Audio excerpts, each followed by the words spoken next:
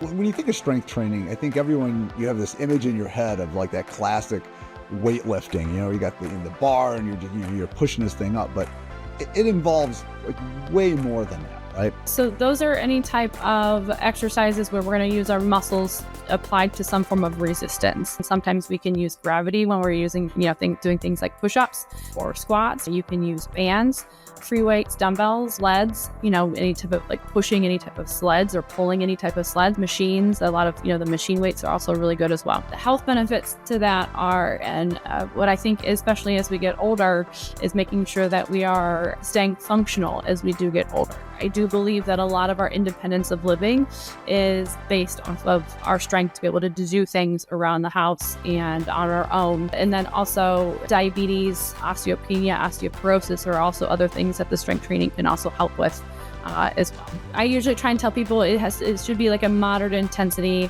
moderate weight, right? We don't want to have to think of it always having to be anything where we always constantly have to use like a barbell or doing very strenuous type of exercises by any means. I don't want to scare people from doing it. Really try and fatigue those muscles. That's how we know that we're getting to the point where we're using all of our muscle fibers and going through the right contraction when we're doing those exercises as well. Are there guidelines as to how much time folks should devote to strength training every week? My rule of thumb is you should hit each muscle group twice a week. So if you're not able to allocate, 2-3 days a week, then we can talk about doing, one upper body day, one lower body day, and then maybe the third day is a full body routine. If you can only do 2 days a week, then you're probably looking at full body routines each time. Okay. And then if you have 4 or 5 days a week, then we can really start kind of, breaking things apart a little bit further. Our body has this amazing way of only doing what it needs to.